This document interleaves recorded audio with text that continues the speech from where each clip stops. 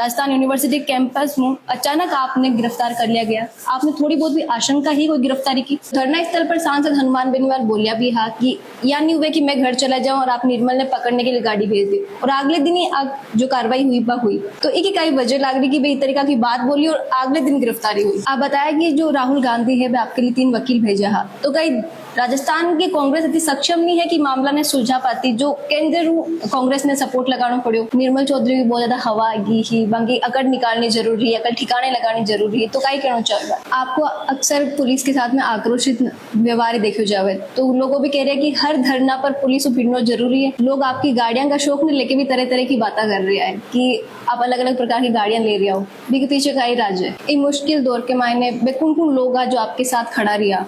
Matrix high school के खूबसूरत campus में अब प्री फाउंडेशन एंड ओलंपियाड्स की भी होगी तैयारी। क्लास 5th to 10th के छात्रों को अब सीकर में ही मिलेगा IIT IIM ग्रेजुएट्स के मार्गदर्शन में अपने सपने पूरे करने का मौका।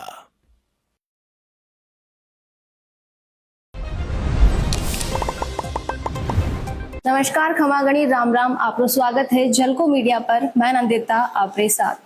हाल ही में जोधपुर का रेजिडेंट डॉक्टर राकेश बिश्नोई की जिस तरीका जो है सुसाइड को मामलों सामने आयो, बीमाई जो युवा नेता है निर्मल चौधरी पे धरना प्रदर्शन कर गया हा, बाद में बाकी गिरफ्तारी हुई। ये पूरा मामला लेके आज बहुत जाना। आप एग्जाम देने के लिए गया हा यूनिवर्सिटी के अंदर, राजस्थान यूनिवर्सिटी कैंपस में अचानक आपने गिरफ्तार कर लिया गया। आपने थोड़ी बहुत भी आशंका ही कोई गिरफ्तारी की। देखिए, ये कानूनन रूप से, मानवीय मूल्यों से, सामाजिक रूप से और शिक्षा के अधिकार से हर तरीके से ये निंदनीय है और हर जगह इसकी निंदा सब लोगों ने की है कि किस तरीके से पुलिस प्रशासन के लोग जो तो कानून के दायरे में कानून के राज को स्थापित करके रखने के लिए, लॉ एंड ऑर्डर को मेंटेन करने के लिए उन लोगों की जो नौकरी है, वो लोग सिविल वर्दी के अंदर गुंडागर्दी के वेश में आए। और मैं जब एग्जाम दे रहा था तो मुझे उन लोगों ने कहा 1 मिनट बाहर आना, तो सिविल वर्दी में मैंने कहा जी ठीक है मैं आता हूं। मैं जैसे ही बाहर गया तो उन लोगों ने मेरे साथ बदसलूकी शुरू कर दी। तो वहीं संगरिया से विधायक भाई अभिमन्यु पूनिया जी भी मौजूद थे, उनके साथ भी उन्होंने बदतमीजी शुरू कर दी। हम लोगों का कहना था कि हम लोगों ने ऐसा क्या गुनाह किया है जो आप एक आतंकवादी के तरीके से हमारे साथ सलूक करने का प्रयास कर रहे हैं। उसके बाद उन लोगों ने हम दोनों को अलग अलग कर दिया, अलग अलग गाड़ियों के अंदर मुझे पूरे जयपुर के अंदर उन्होंने घुमाया और उसके बाद में खो नागौरियन थाने ले जाके उन लोगों ने मेरे को तरह तरह से टॉर्चर किया। आखिर में मुझे पता लगा कि जब मैंने 7 दिन तक आंदोलन किया और इन लोगों से मैंने लड़ाई लड़ी मजबूती से, उस लड़ाई से ये लोग निराश होके और इनका ये मंसूबा था कि इनका इस तरीके से एक घटना को अंजाम दे दें कि ये दिमागी रूप से हमेशा कमजोर हो जाए और इस तरीके से सड़क पे आके न्याय की लड़ाई का सोचे समझे नहीं, ताकि हमारा सुख सुविधाओं भरा जीवन डिस्टर्ब नहीं हो। भैया, तो मुद्दों जो है 2022 को बताया जा रही हो कि 2022 को कोई केस मामलों जिसमें आपने गिरफ्तार किया, पर जो धरना प्रदर्शन के दौरान नोकझोंक आपकी आदित्य पूनिया के साथ में जो प्रशासनिक अधिकारी बांग हुई या जो आसाराम चौधरी बांग साथ हुई, तो कहीं लगे कि भी बहस को गिरफ्तारी से कोई ताल्लुक है? देखिए, वो लड़ाई हम लोगों ने वहां लड़ी थी, हमारी किसी की कोई व्यक्तिगत लड़ाई नहीं थी। मैं जनहित के मुद्दे को लेकर लड़ाई लड़ रहा था और उसको यदि कोई व्यक्तिगत मानता है तो वो अपने आप को अपराधी बना रहा है। जब आप एक बात मुझे बताइए, कानून कहता है, सुप्रीम कोर्ट का नियम कहता है कि आप लोग मेरे को कभी इतला तो करते, मुझे कभी कोई नोटिस तो कानूनन रूप से देते। मेरे को पता ही नहीं मेरे ऊपर इस तरीके का कोई प्रकरण दर्ज है क्या? ये लोग 3 साल तक कहां चले गए? क्या मैं समाज से गायब था, मैं दुनिया से गायब था, जो इन लोगों को अचानक में दिखा और ये लोग मुझे गिरफ्तार करने के लिए एग्जाम सेंटर पे आ गए? एक बड़ी बात है कि जब धरना खत्म हुई हो तो धरना स्थल पर सांसद हनुमान बेनीवाल बोलिया भी हा कि या नहीं हुए कि मैं घर चला जाऊं और आप निर्मल ने पकड़ने के लिए गाड़ी भेज दी और अगले दिन ही जो कार्रवाई हुई बा हुई। तो एक कई वजह लग रही कि भाई तरीका की बात बोली और अगले दिन गिरफ्तारी हुई। देखिए, मैं इसके बारे में आपको बताना चाहूंगा कि उनको इनके षड्यंत्र और इनके मंसूबों का पहले से एहसास हो गया, इसलिए उन्होंने ये कहा था। मैंने एक बात आप लोगों को वहीं उस धरना स्थल पे कही थी कि भाई राकेश बिश्नोई और उसके परिवारजनों को न्याय मिलना चाहिए। मैं न्याय की लड़ाई किसकी लड़ रहा था? एक राजस्थान पुलिस के अधिकारी की, एक फौजी की, एक किसान के बेटे की, एक डॉक्टर की। उस समय मैंने कहा था इन सब लोगों को न्याय मिले और मुझे एक बार नहीं सैकड़ों बार भी जेल जाना पड़े और इन आपराधिक परिवर्तक है जो ये उच्च ओहदों पे बैठे लोग हैं इनका सामना करना पड़े और मुझे टकराना पड़े तो एक बार नहीं 1000 बार भी मैं तैयार हूं और मजबूती से इन लोगों से टकराऊंगा। और ये बात मैं कह देता हूं, मैं ग्रामीण परिवेश से आने वाला व्यक्ति हूं, मेरे से जो टकराएगा अन्याय और अत्याचारी रूप से उन लोगों को मैं मिट्टी में मिला दूंगा, ये बात याद रखना। आप बताया कि जो राहुल गांधी है वह आपके लिए 3 वकील भेजा है, तो कई राजस्थान की कांग्रेस इतनी सक्षम नहीं है कि मामला ने सुलझा पाती जो केंद्र कांग्रेस ने सपोर्ट लगाना पड़े। देखिए मैं आपको बताना चाहूंगा, राहुल गांधी जी इस तरीके की जो घटनाएं देश में होती है तो उनको युवाओं के भविष्य की चिंता होती है और वो ये सोचते हैं कि ये कानूनन रूप से किसी का हौसला कमजोर नहीं कर दे, किसी के साथ ये अत्याचार और अन्याय की ज्यादती नहीं कर दे।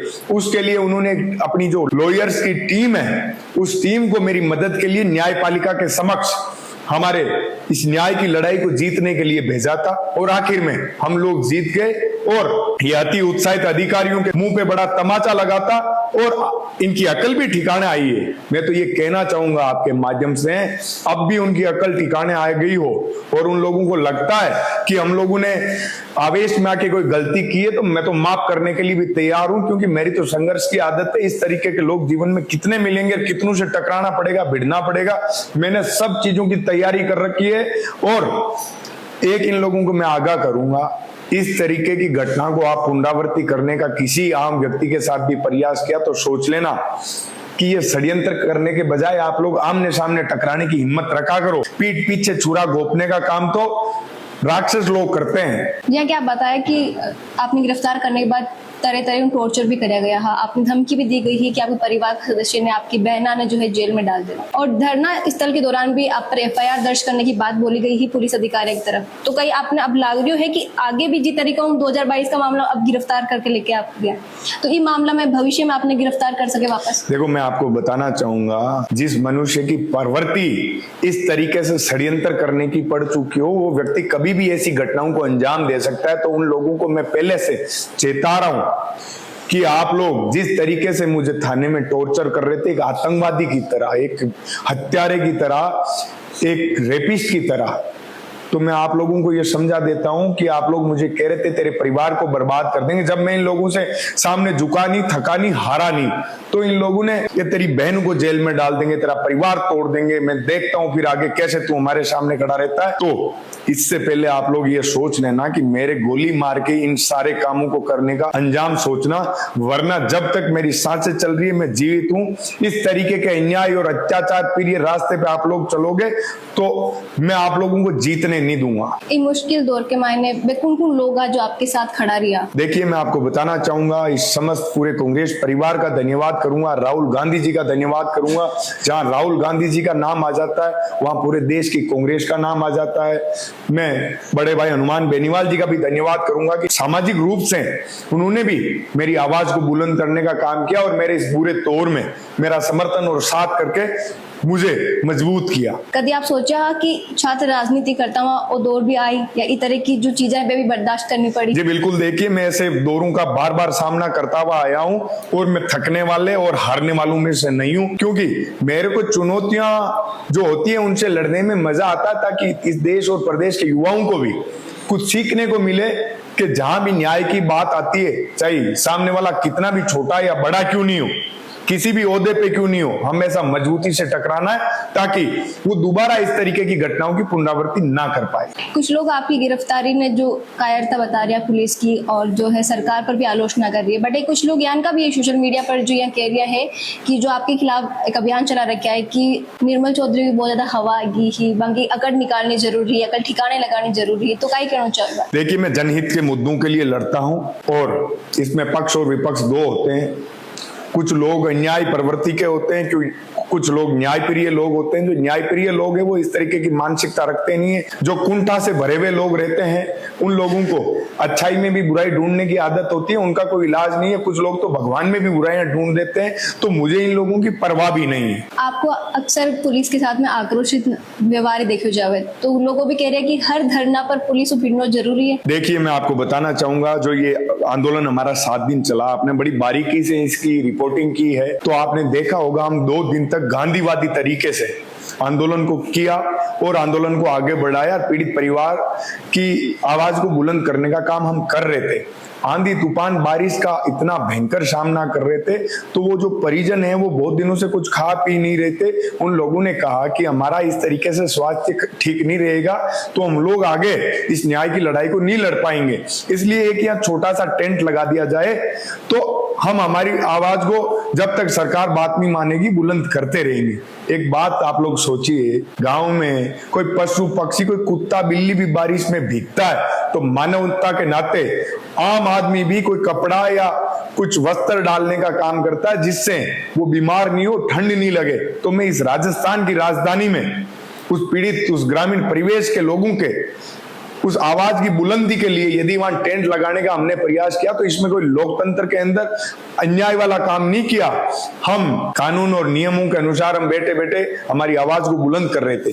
पुलिस प्रशासन को वहां आतंक मचाने जैसी आवश्यकता ही कहां पड़ गई? इस घटना को अंजाम क्यों दिया? मैं उस आसाराम चौधरी से पूछता हूं, किस दबाव में आपने इतना ये षड्यंत्र रचा? ये बताने की आज जनता के सामने आवश्यकता है।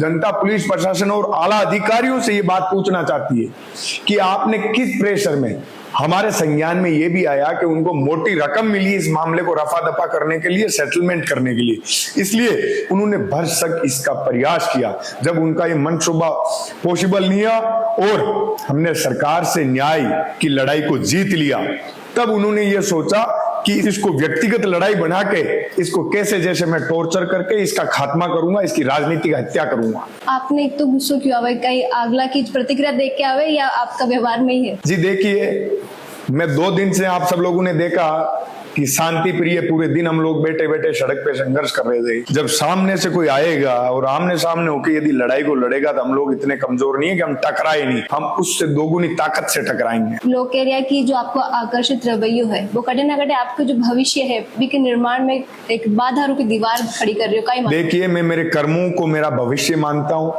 मैं ईमानदारी से काम करने में भरोसा करता हूँ और मैं मेरे रास्ते पे आगे बढ़ता चला जा रहा हूँ।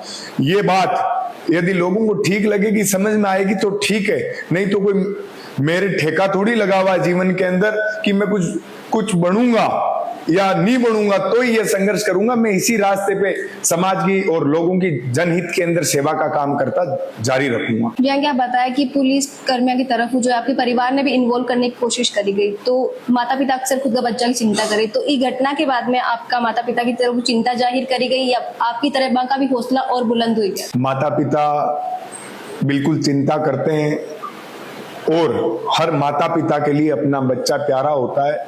तो किसी भी माता पिता के बच्चे के साथ यदि कोई अनुचित व्यवहार किया जाता है और अप्रिय घटना होती है तो बड़ा बुरा लगता है, लेकिन मेरा काम ही यही है। तो माता पिता के दुख दर्द को भी मैं समझता हूँ, लेकिन मैं इस न्याय की लड़ाई में पीछे हटने वालों में से नहीं हूँ। पुलिस पर आप आरोप लगाए, अब पुलिस जो आपके साथ करी हो के खिलाफ आपको अगला कदम कहीं रहने वालों है? मैं न्यायपालिका में उन लोगों के खिलाफ मजबूती से लड़ाई लड़ूंगा ताकि वो किसी और आम आदमी के साथ इस प्रकार की घटनाओं को अंजाम देने का सोचते हैं तो उनकी वो पुनरावृत्ति नहीं कर पाए। एक आखिरी सवाल आपको है कि लोग आपकी गाड़ियां का शौक में लेके भी तरह तरह की बातें कर रहे हैं कि आप अलग अलग प्रकार की गाड़ियां ले रहे हो, भी के पीछे का ही राज है?